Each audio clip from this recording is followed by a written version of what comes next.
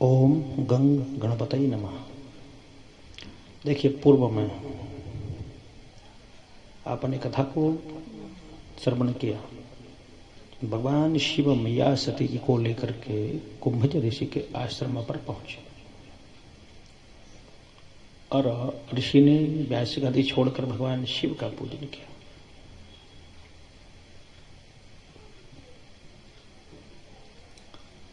और भगवान शिव ने बैठ करके कथा का रसास्वादन किया। बदरन कर्णेभिः शृणुयाम।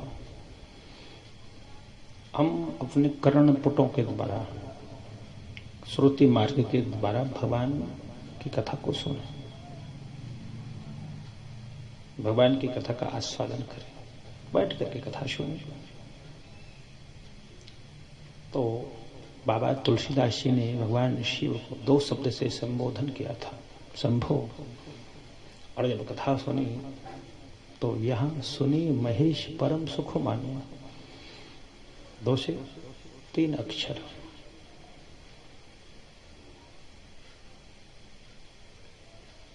मुनि ने भगवान शिव से पूछा, मुनि पूछी हरि भक्ति सुहाई। भगवान की भक्ति के बारे में जब ऋषि बरने, मुनि बरने प्रश्न किया, क्योंकि ये ज्ञान हमेशा आदान प्रदान होता है। एक दूसरे वक्ता आपस में ज्ञान का आदान प्रदान करते हैं, पर ये तो भगवान शिव हैं, ज्ञान के सागर हैं और ज्ञान का भंडार भरा हुआ है। ये महादेव हैं, ये तत्पुरुष हैं। मुनि ने भगवान शिव से कहा,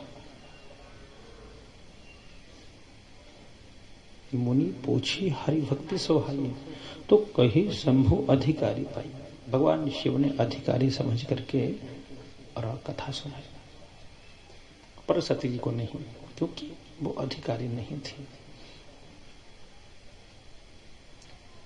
शास्त्र सावधान करते हैं कि जो अधिकारी नहीं है, जो पात्र नहीं है, भले ही हमारे घर का सदस्य हो, वो कथा का हितग्राही नहीं है, वो कथा का लाभार्थी नहीं है, उसे कथा नहीं सुनानी चाहिए। पहले वो पात्रता में आए, पहले वो अधिकारी बने, तब उसे कथा सुनानी चाहिए। तो भगवान शिव ने सती जी को कथा नहीं सुनाई और यहाँ कुंभज ऋषि को कथा का रसास्वादन करा रहे हैं। क्यों? कि ये अधिकारी हैं।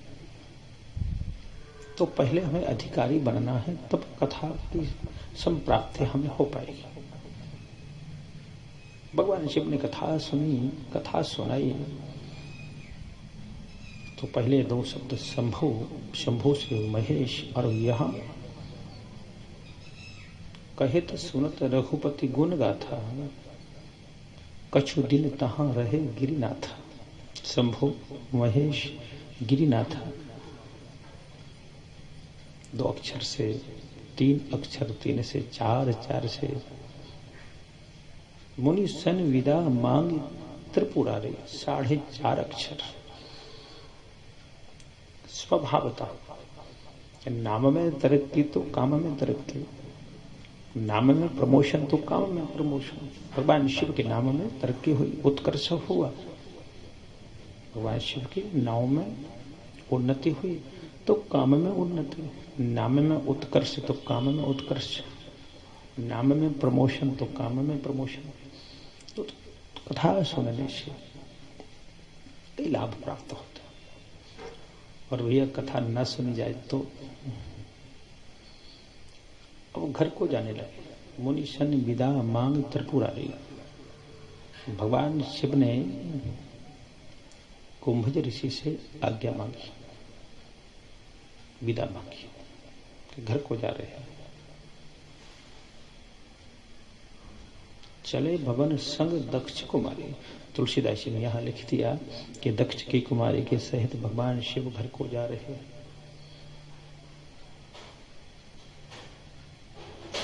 सत्य जी को बड़ा बुरा लगा और भगवान शिव से बोले कि तुलसीदास मुझे क्या लिख रहे हैं।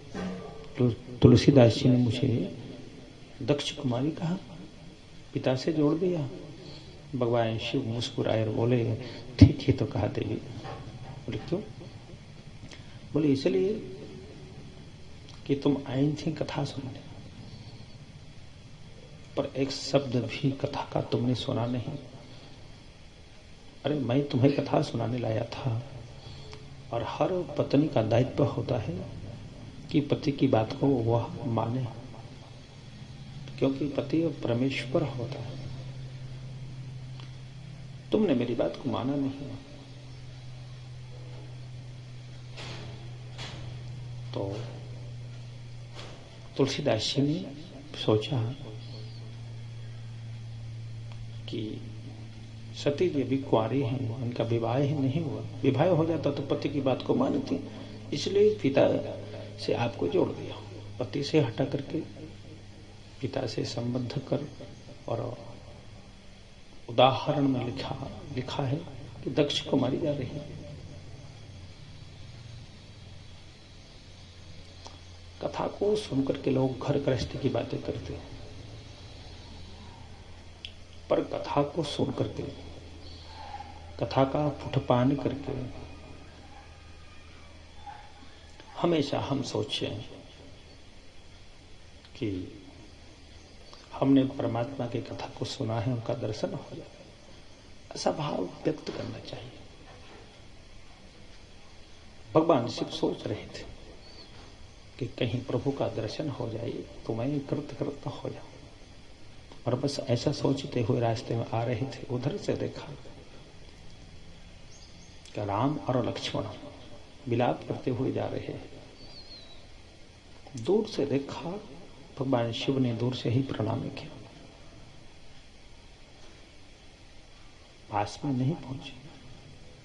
जय सच्चिदानंद जग पावन, अस कही चले मनोजुन सा।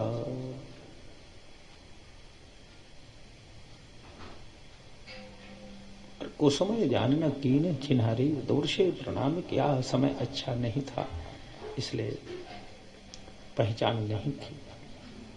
भगवान राम लक्ष्मण के सहित चले गए। सती जी ने भगवान शिव से कहा कि किनको सच्चिदानंद आप कह रहे हैं? सतचित आनंद, सत्य धन चित्त धन आनंद, किसको कह रहे हैं? अरे राजकुमार को जो अपने नारी की विरह में और विलाप करते जा रहे हैं, ये सच्चिदानंद नहीं हो सकते। भगवान ने गुप्त रूप से अवतार लिया था, शिव जी ने सब समझ लिया था। सती को बहुत समझाया, पर वो समझी नहीं। और जिसने कथा को सुना ना हो, भला समझ पाना कुछ मुश्किल हो जाता, कठिन हो जाता। भगवान शिव बोले नहीं मानते हो तो मैं यहीं बैठा हूं, जाकर परीक्षण करो। प्रत्यक्षम किम प्रमाणम, नहीं मानते हो तो परीक्षण करो। और सती जी को जमा किए, बात ठीक है। और मैया सती परीक्षा करने के लिए गई। विचार किया कि मैं कैसे परीक्षा करूं, मुझे क्या करना चाहिए इस समय। बहुत विचार करने पर बात समझ आई कि हम सीता का रूप धारण करें, और राम जी देख करके समझेंगे कि ये सीता है।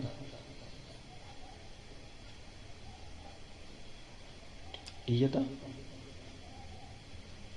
सीता समझा राम जी ने, तो ये राजा के लड़के राजकुमार हैं, और कहीं समझ लिया कि ये सती हैं, तो हम समझेंगे कि सत्य चित्त आनंद स्वरूप परमात्मा है। ऐसा सोच करके और परीक्षण के लिए गई। जिस रास्ते से भगवान राम आ रहे थे, उसी रास्ते में आगे जाके बैठ गए, रूप ले लिया सीता का।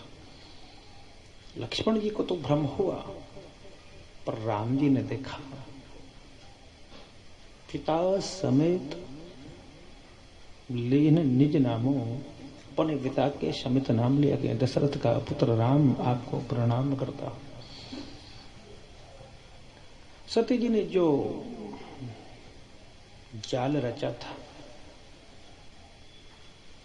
वो सब पानी में मिल गया।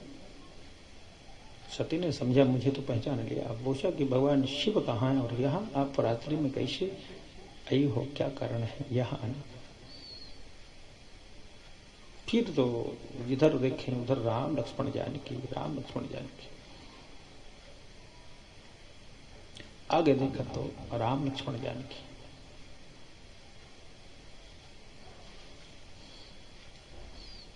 सारे देवताओं को अन्य रूपों में देखा, पर भगवान राम जी के लक्ष्मण और जानकी के सहित वनवासी रूप में दर्शन हुए। आंखों को बंद करके घबराई, बोले हे प्रभु इस दुख से मुझे दूर कर दो। भगवान राम अंतर्हित हुए, तब वो आकर के भगवान शिव जहां विराजित थे वहां पहुंचे। भोलेनाथ ने पूछा कि देवी ले ली परीक्षा, क्योंकि इधर योग माया के द्वारा वो सब कुछ जान गए थे कि अब सती का कल्याण नहीं है। और सती जी ने यहां झूठ बोल दिया। बोले कहां परीक्षा ली? तुम्हारी तरह जैसे आपने प्रणाम किया वैसे ही मैंने प्रणाम किया उनको, कोई परीक्षा नहीं ली। भगवान शिव मुस्कुराए और शिव जी ने प्रभु की योग माया को, महामाया को प्रणाम किया। धन्य है सती योग माया के वश होकर के आज झूठ बोल रही। मन ही मन प्रतिज्ञा की कि अब इस शरीर से भेंट नहीं करूंगा। क्यों? सती मेरी पत्नी थी और अब भगवान राम मेरे इष्ट देव हैं। उनकी अर्धांगिनी सीता जी का रूप धारण कर चुकी है, तो ये माता के समान है और मैं इनसे भेंट नहीं करूंगा, ऐसा प्रण किया। आकाश से वाणी हुई कि भोलेनाथ तुम्हारे जैसा प्रतिज्ञा करने वाला कोई हुआ नहीं। सत्य ने बहुत कुछ पूछा कि आपने क्या प्रतिज्ञा की, क्या संकल्प लिया, पर भगवान शिव ने कुछ नहीं कहा और इधर उधर के आगे पीछे के जो इतिहास थे, इतिहास कथाएं सुनाते हुए कैलाश पर्वत पर आ गए।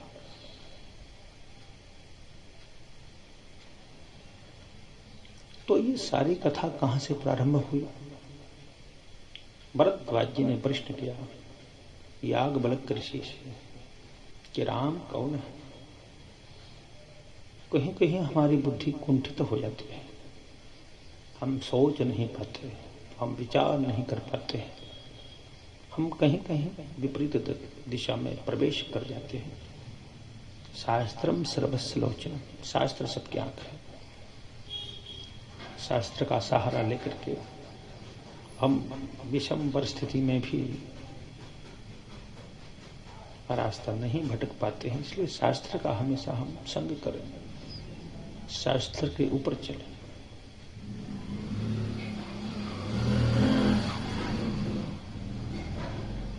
कहीं कहीं हमारे जीवन में ऐसी दुविधापूर्ण बातें आ जाती हैं कि उनसे निकल पाना मुश्किल हो जाता है। समझ नहीं आता कि हम क्या करें क्या ना करें। और ऐसी स्थिति जब कभी आए, या तो हम गुरु मंत्र का जाप करें अथवा तो हम कथा को अंदर गुनगुनाएं या हरिनाम संकीर्तन करें, तो ये विषम परिस्थिति जो है वो दूर हो जाती है। स्वतः हम उस ऐसी विकट परिस्थिति से बाहर आ जाते हैं और हमारी बुद्धि सुचारू रूप से काम करने लग जाती है। हमें एक दिशा मिल जाती है कि हम किधर प्रयाण करें, कहाँ हम जाएं। ये सब संकीर्तन से संभव है। हमारे जीवन में जितना हो उतना सत्संग होना चाहिए। शास्त्रों की कथा हम श्रवण करें और हरि नाम सुमरण करें। भगवान शिव ऐसी कथा को सुनाते हुए कैलाश पर्वत पर आए और यहां आकर के भगवान भोलेनाथ समाधिस्थ हो गए, समाधि लगा ली। बातें परी सती अपने घर के काम में लग गई और भोले बाबा की समाधि लग गई। समाधि 2-4 वर्षों के लिए नहीं, बल्कि कई वर्षों के लिए समाधि लग गई। भगवान भोलेनाथ समाधि में सती जी को बड़ा दुख होता था, पश्चाताप होता था कि मैंने ठीक नहीं किया। सती जी झूठ पर झूठ बोले, क्योंकि एक झूठ को छुपाने के लिए कई झूठ बोलने पड़ते हैं। इसलिए सावधान, शास्त्र कहते हैं कि कभी झूठ का सहारा मत लो। सांच बराबर तप नहीं, झूठ बराबर पाप। जाके हृदय साच हैं, ताके हृदय प्रभु आप। तो हमेशा सत्य वचन होना चाहिए, कभी हम झूठ ना बोले। और एक बार झूठ बोल भी दिया तो कह दो स्पष्ट रूप से कि भी झूठ बोल दिया था, उसके लिए माफी चाहिए। और उसको एक झूठ को छुपाने के लिए कहां तक झूठ बोलोगे, फिर भी आप माफ नहीं हो पाओ। सती को बड़ा दुख हो कि मैंने ठीक नहीं किया। भगवान शिव की अखंड समाधि बीते संवत सहित 87, कितने संवत? 87,000 वर्ष व्यतीत हो गए समाधि। बीते संवत सहित 87 जगी समाधि शंभु अविनाश। 87,000 वर्ष व्यतीत हो गए, भगवान भोलेनाथ की समाधि टूटी। सर्वप्रथम राम राम कहा। जब भी हम जागे तो हमें राम का नाम उच्चारण करना चाहिए। एक कवि ने बहुत अच्छा कहा है, जब भी नैन मूंदो, जब भी नैन खोलो, जब भी नैन मूंदो और जब भी नैन खोलो, राधे श्याम बोलो, मुख से सीताराम बोलो। हम जब सोएं तब राम का नाम, तब श्याम का नाम। जब हम जागें तब राम का नाम, तब श्याम का। यानी हम जब सोएं तो संपुटित होना चाहिए। भगवान का नाम लेकर के सोएं, भगवान का नाम लेकर के जागें। हमारी शयन अवस्था जो है वो संपुटित होनी चाहिए। जब जागे, जब भगवान का नाम। शिव जी जैसे ही समाधि से जागे तो राम जी का नाम लिया, राम राम तब सुमरन लागे, जाने हो सती जगतपति जागे। तब सती जी ने समझा कि हमारे स्वामी समाधि से जाग चुके हैं। बहुत प्रसन्न हुए, स्वागत किया, वंदन किया, अभिनंदन किया भगवान शिव का। सती जी ने प्रसन्नता तो है, पर वो डर है कि मैं झूठ बोली थी। उसके लिए आज भी पश्चाताप है। सती जी सोच रही हैं कि मैंने भगवान भोलेनाथ से झूठ बोल दिया था, उसको लेकर कहीं कुपित ना हो जाए, कहीं नाराज ना हो जाए।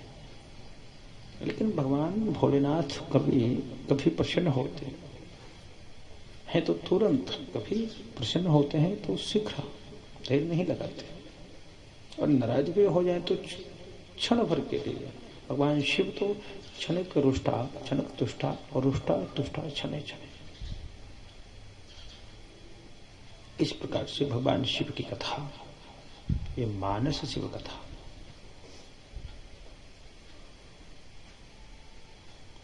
क्योंकि हम किसी न किसी माध्यम से भगवान का आराधन, सुमरन और कथा का पाठ करते रहे। जय श्री राम, जय जय श्री राम।